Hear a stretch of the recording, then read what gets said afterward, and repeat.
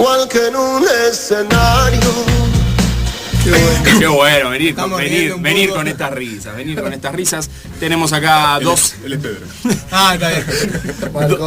Dos abogados en el piso. Por un lado a Jorge De Francesco y por el otro lado a Lucas Marconi. Ambos abogados, ambos penalistas. ¿Sí? Así que bueno, bienvenidos a Quiero Vale 4. Muchas gracias por invitarnos, la verdad que agradecidos de poder compartir este espacio con ustedes, que así nada, en lo que podamos, en el tiempo que podamos estar acá y hablar con ustedes, va a ser un placer. Bien, bueno, el programa la verdad es un sueño que ha tenido Lucas hace muchos programas y armó ahí un popurrí de preguntas interminable. No sé, Lucas, si empezás vos o... No, bueno, ahí entre las preguntas más o menos, bueno, esto es igual para reírse un poco el tema de la canción de Farsantes, de Vicentico, pero bueno, no encontramos el tema de Charly tampoco. Pero bueno, vieron cómo hay muchas series, ¿no?, de la televisión que remiten a esa profesión, porque es algo que está muy metido en la sociedad, ¿no? Tal cual. Si uno se pregunta, ¿qué es un abogado? ¿O por qué existe en la sociedad contemporánea?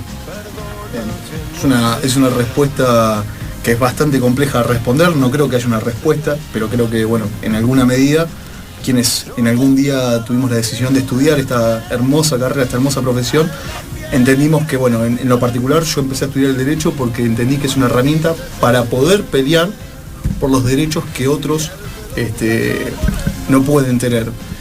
Un profesor nos decía en la facultad que, bueno, que cuanto más derechos son reconocidos, quieren decir que hay más violaciones a los derechos que uno ya tiene cuando nace.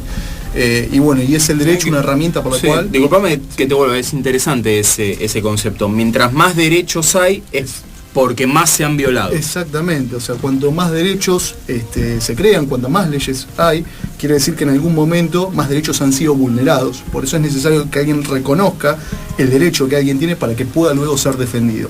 Y el derecho surge como una herramienta ante la violencia que hay muchas veces por parte de sectores privados o por parte de quienes integramos la sociedad y muchas veces contra el mismo Estado. Entonces, bueno, la ley justamente nace para poder tratar de establecer, llamémosle, exactamente, como dice mi compañero, mi amigo Jorge, una igualdad entre iguales, ¿no? Porque bueno, la igualdad en sí no existe como ideal, digamos, entre todos, sino siempre hablamos de igualdad entre iguales.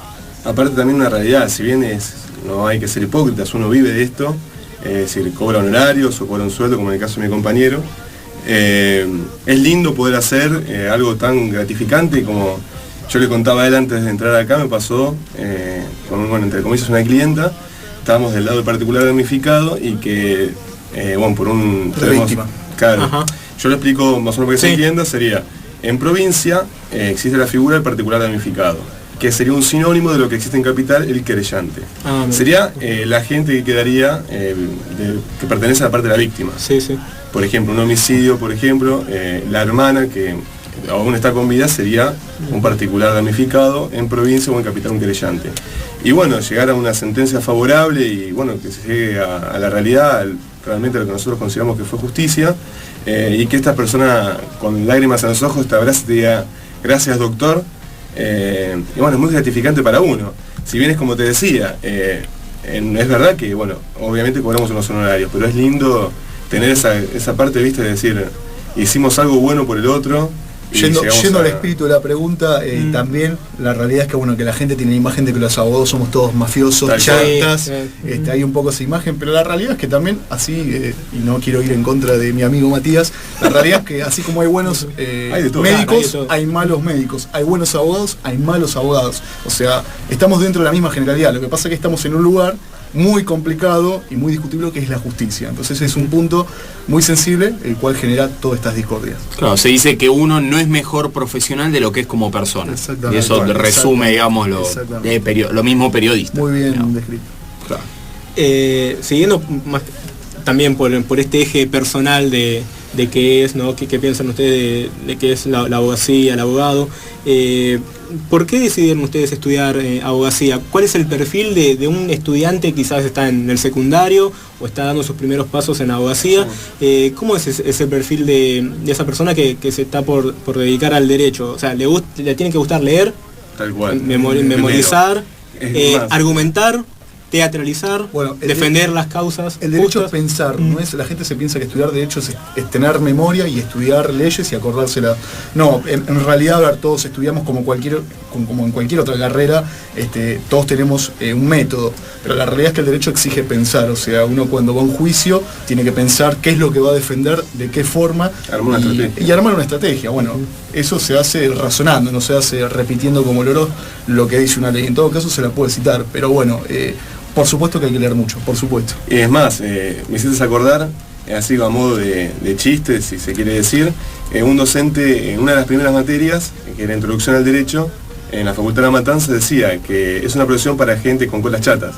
Ahí te daba a entender la cantidad de tiempo que uno le tiene que dedicar de estudio, sentado y leyendo. Claro, la hora culo-silla. Tal cual. La unidad de medida. Tal cual. Y internacional. después que te recibís leyendo casos, Es más, hojas y fojas. en realidad uno sigue estudiando, es más, Después estudia que te más recibís, todavía. más, sí. Uno estudia más, porque en realidad si uno después lo hace a conciencia, es decir, uno lo hace con ganas y buscando la verdad, es decir, uno lo hace con un incentivo propio.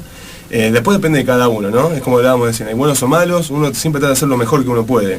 Y la verdad que uno se mata, por ejemplo, en mi caso, o en el caso de yo doy fe de mi compañero, él se mata estudiando para dar lo mejor de él y bueno, decir la verdad, es decir, llegar a la verdad. Y a vos, por ejemplo, del lado mío, del lado de afuera, es un abanico muy grande, es decir, el derecho es muy amplio. Si bien, bueno, una de las especialidades mías es el derecho penal, hacemos todo lo que sea parte del derecho civil, como pues accidente de tránsitos, estamos en el foro laboral, y es muy amplio todo. Entonces, otra cosita, la gente se piensa que porque somos abogados sabemos todo. Tal cual, No, es al imposible. igual que los médicos, Tal cual. hay especializaciones y uno tiene una experiencia en una rama o Tal puede abarcar, pero no sabemos todo. y así eso, o sea, todo uno no sabe todo. Entonces lo bueno del abogado es la humildad. El abogado siempre tiene que ser una persona humilde y en el caso de que...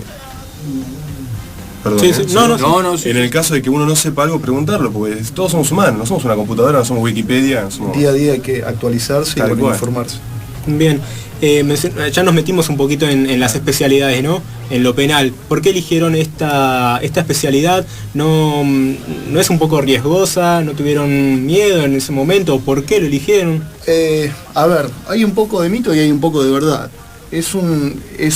Digamos que es una rama compleja en cuanto que acá lo que se defiende no son en concreto o específicamente derechos patrimoniales como quizás en otras ramas del derecho, como lo es en el derecho civil, donde hay en juego otras instituciones como la familia, la propiedad. Acá estamos hablando de una rama en la cual con lo que se está jugando es con la libertad de una persona. Y a raíz de esa persona hay un montón de intereses que están en juego, ya sea la libertad, la salud. Entonces, como abogados no pensamos en sacar presos, en relacionarnos con la mafia, como por ahí el común de la sociedad muchas veces piensa. No, nuestra tarea es que una persona que el día de mañana se ve procesada o está acusada por la posible comisión de un delito, esa persona, como cualquier otra, como cualquier ciudadano, y así lo establece la Constitución en el reconocido artículo 18 que nos enseñan en la secundaria, establece que toda persona tiene derecho a la defensa. ¿Y por qué? Porque una persona se presume que es inocente. ¿Y cuál es el problema? Que esa persona no va a lidiar contra otra persona para defenderse, va a lidiar contra la estructura del Estado, o sea, está peleando contra un Estado poderoso, en el cual, si no se le dan todas las garantías que la ley le da, ¿qué pasaría si esa persona es inocente y se la termina declarando culpable? Entonces, bueno... Claro, tiene todas las de perder. Exactamente. Entonces, bueno, para eso justamente está nuestro amigo el abogado, para que venga y nos defienda, nos brinde una buena defensa y con eso, bueno, podamos tener un juicio justo, como le dice la ley. Pero el mito de que es el área por ahí más peligrosa... Por ahí te riesgosa. puedo responder algo sobre eso. En realidad el derecho penal es muy amplio. Yo te lo leo de afuera. La gente piensa que, por ejemplo, es solo homicidio o que... Pero es muy amplio, tenés de estupefacientes, de cosas sencillas como puede ser una lesión leve, una trompada a otra persona. Por eso te digo, uno puede llegar a elegir lo que uno quiere, hasta dónde uno quiere llegar. Es decir, no tiene por qué defender a aquella persona que uno pensaría que lo podría llegar a, no sé, a perjudicar. Es decir, uno elige y bueno, está bien que la realidad es que, como se dice en la calle, hay muchísimos abogados y bueno, no hay para manteca al techo para tirar trabajo como que uno quisiera. Pero bueno, si uno ve la situación en la que se puede llegar a encontrar perjudicado, puede tranquilamente decir, no, esto yo no es para mí, o agarrar otros casos penales. Es decir, no por ser un abogado penalista, entre comillas, tenés que agarrar todo lo que sea derecho penal. Y aparte una cosa, o sea, nosotros lo que hacemos es defender a una persona, o sea, Tal cual. no es otra la tarea, o sea, lo que se hace es tratar de sostener siempre, de poder no solo defender a la persona, sino que esa persona está siendo acusada por el Estado. Bueno, el Estado tiene que derribar ese estado de inocencia que tiene esa persona. Y lo tiene que probar. ¿Por qué? Porque si siempre. volvemos antaño, antes se suponía que uno era culpable y no tenía que mostrar la inocencia. Y esto no era así. Esto pasaba, empezó con la Iglesia, con el Imperio Romano, después en el Vaticano y bueno, y antes con el viejo sistema inquisitivo, quien era culpable debía demostrar la inocencia. Es decir, yo decía, bueno, vos mataste a fulanito de tal. Bueno, por ende tenés que demostrar que sos inocente. Y vos no podés defenderte de algo de lo que no hiciste. Entonces, bueno, ahora es al revés. O sea, por suerte el derecho evolucionó la sociedad y ahora quien acusa debe demostrar. Entonces yo lo que tengo que hacer como abogado es defender a mi asistido de esa acusación. Y Creo que diste en el punto ahí en el tema de demostrar, ¿no? Y quizás un punto por ahí un poco frío también, porque para la víctima dice, no, pero esta persona es la que por ahí abusó de mi hija o fue quien me robó lo que me haya robado. Yo no tengo cómo demostrarlo, pero lo sé, pero caemos en esa parte fría de que hay que demostrarlo. bueno, hay un, llamémosle como un principio, ¿no? que siempre nos enseñan los profes en la facultad, ¿no? Que el Estado prefiere tener más bien, y esto tomémoslo con un razonamiento abierto porque no es tan así, ¿no? Pero el Estado prefiere más bien arriesgarse y tener a un culpable en la calle que tener a un inocente en la cárcel. ¿Por qué? Por todo esto que justamente estás diciendo. O sea, a veces uno en la tele mira un caso y dice, bueno, pero yo no dudo, esa persona parece culpable, o sea, y de hecho hay casos muy latentes hoy. Ahora, la realidad es que ni vos ni yo vimos la escena del hecho, o sea, no sabemos realmente. Claro, sin meternos en el tema. Exactamente. ¿Cuántos de nosotros, Seguro. en el caso Ángeles, Sí. no dijimos, es el padrastro? Es que exactamente. Todos. Todos. ¿Por qué tiene esa cara como de nada, de esto de que pesca? Me va a decir que porque pesca está tranquilo. Exactamente. Mi Bueno, mamá. Lucila Fren, ¿cómo es? Sí. Lucila Fren es la que estaba acusada. Bueno. Todos pensaron... El famoso caso de Nora Dalmazo también, el Perejil, que era el albañil, que lo fueron a buscar, estuvo detenido y al tiempo se demostró que nada, le estaban armando una cama. Bueno, ¿qué pasa con todo esto? La realidad es que podemos saber que ocurrió un hecho, pero hay que demostrarlo. O sea, si no se demuestra, la persona goza de ese estado de inocencia. ¿Por qué? Porque el día de mañana, tranquilamente, cualquiera de nosotros puede ser acusado por un hecho. Y si no fuimos, ¿en qué problema estamos, muchachos? Y Y hay nos muchas acusamos veces, claro. con un gran poder, que son los medios. Que Y son hay los muchas medios veces poderosos que- de comunicación, que muchas veces transgiversan lo que sucede en la realidad. Claro, una y la distorsión gente de la termina realidad. opinando, mi abuela, mi Sí, mamá, sí, tu todo. vecino, de lo que vemos en la televisión. Porque está buenísimo. Está buenísimo, seguro. Claro, ese es. Pero el que sabe todo es el juez. El que termina sabiendo qué es lo que pasó es el juez. Después Claro. los medios Claro, también informan. hay una realidad, te lo digo bien cortito, bien chiquito. Sí, no, dale, Puede dale, suceder, tranqui. hay una etapa que se llama investigación penal preparatoria, que es en la etapa en la cual el agente fiscal reúne las pruebas para llegar a un requerimiento de elevación a juicio que lo pide obviamente él por el sistema acusatorio y bueno, decir yo tengo esto y bueno, para mí es culpable o no es culpable o directamente si no encuentra las pruebas suficientes, la libertad de... Lo absuelven. Claro, lo absuelve directamente. Aquí va con esto, que está bueno este sistema, ¿viste? Que te deja, por ejemplo, una cierta cantidad de meses como para que la agente fiscal pueda recaudar pruebas. Eso te demuestra el principio de inocencia que sigue la Constitución Nacional.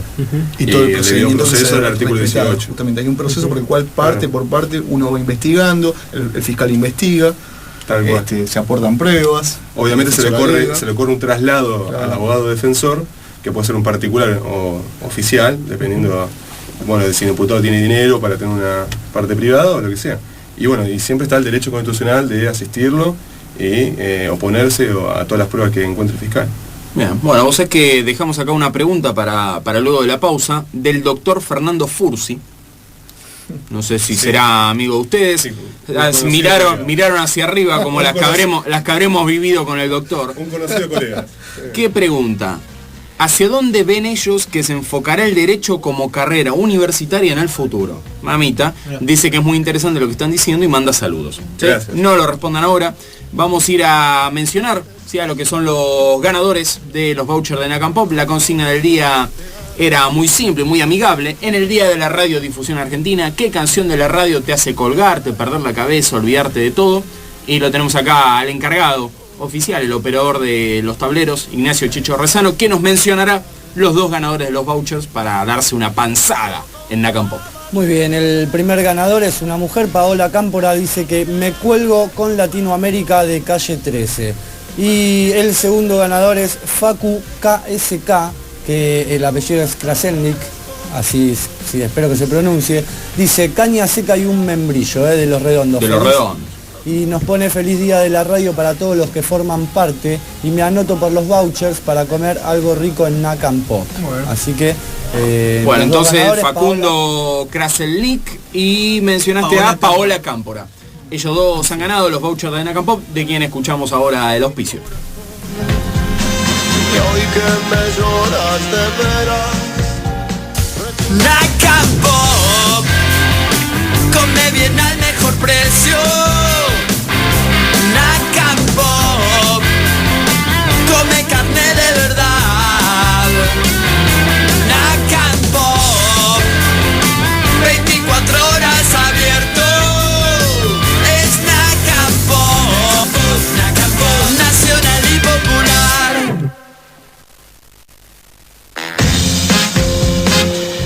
Bueno, seguimos en Quiero Val 4, le agradecemos a toda la gente que ha participado y que ha escrito en www.facebook.com/Quiero Val 4, todo junto y el 4 como número. Nos habíamos quedado antes del spot de nuestros amigos de Nacan Pop, del doctor Fernando Fursi, hacia dónde ven ellos que se enfocará el derecho como carrera universitaria en el futuro. Les tira ahí, de ustedes depende el futuro del Qué país. amigo.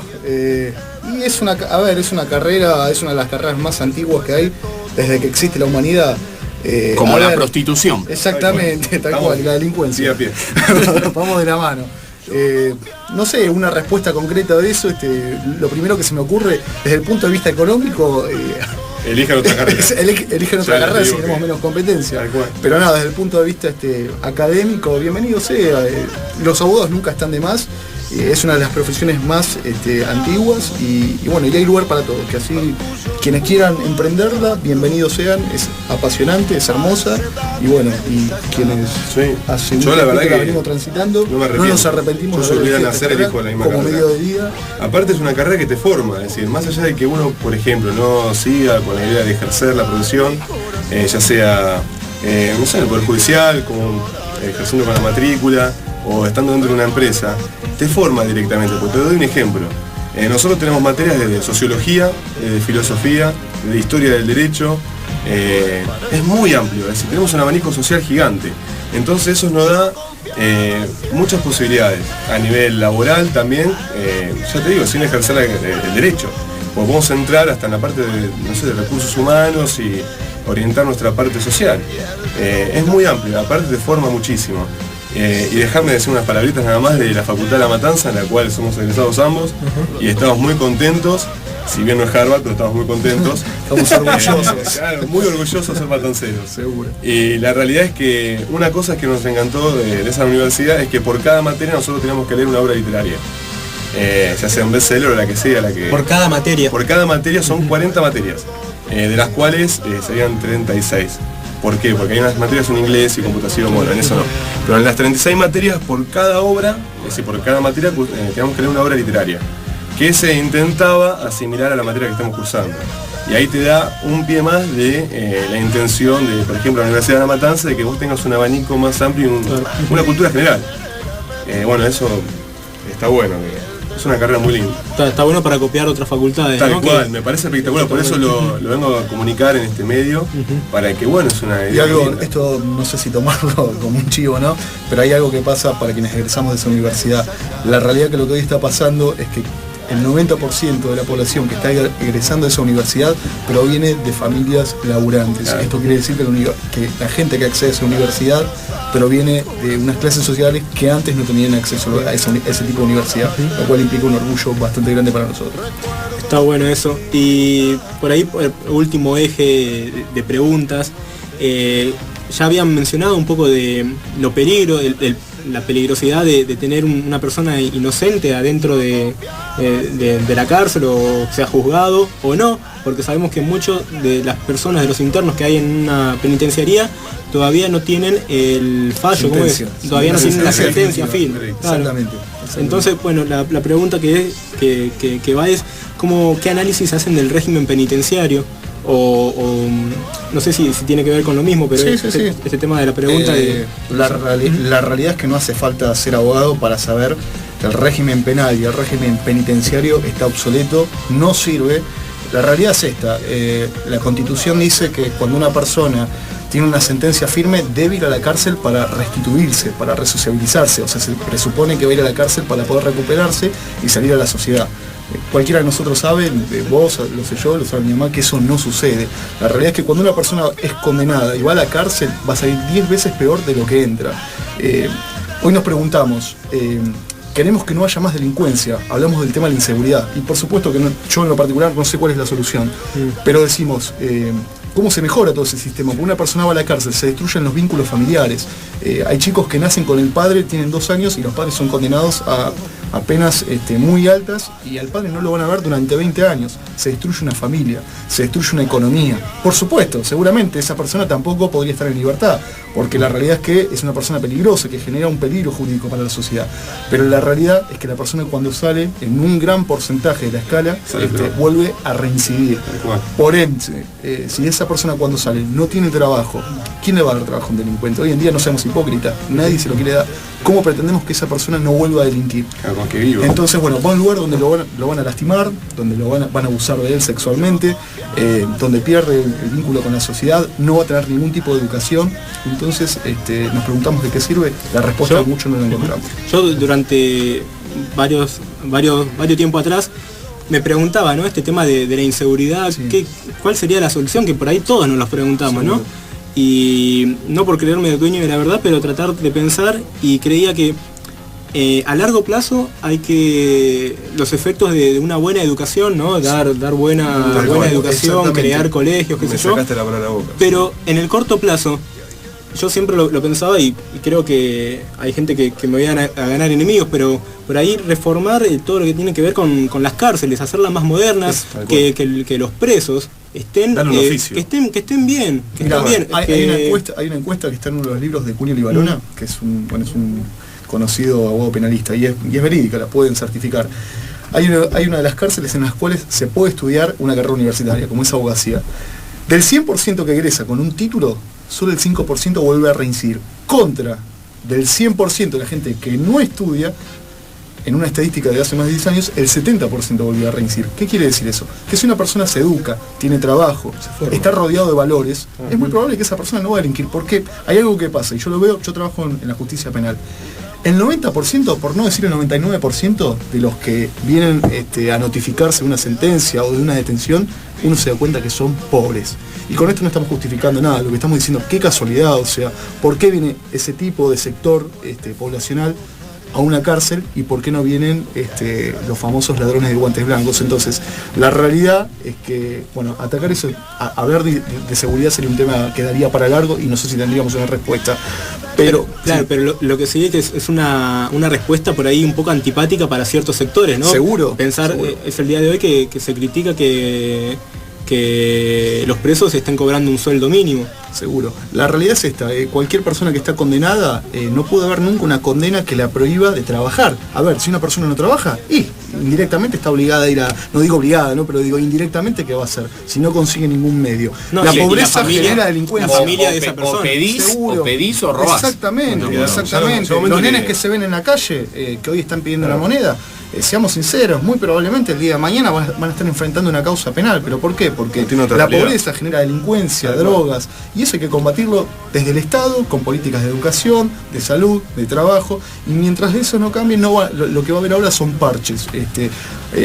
Lo último, hace mucho, cuando pasó todo el problema de Bloomberg con el tema de los secuestros, enseguida, como a veces... Penas más duras. Fracasó eso, el delito siguió aumentando, o sea, no pasa por ir por lo más fuerte. hay que ir a la base de la sociedad, educación, trabajo, inclusión social. Sin eso no Asistencia van a cambiar. social. Asistencia social, no van a cambiar las cosas. Yo creo que habría que agregar más consejeros de familia, por ejemplo, si bien es otro fuero, ¿no? Estamos hablando de fuero de familia, pero personas como asistentes sociales, que ya que en la familia no consiguen una contención, buscarla por otro lado, que el Estado la cumpla. Porque la realidad es, como decía mi compañero, estos chicos no tienen otra realidad. Y la realidad es que, hablando mal y pronto, maman es la de o el padre abatido, o el padre preso, o el hermano que lo batieron también. Y bueno, esa es la triste realidad que pasa. Claro, creo que un concepto clave, digamos, que ha venido girando a lo largo de toda la charla, pero creo que no salió nunca esta palabra, es la inequidad.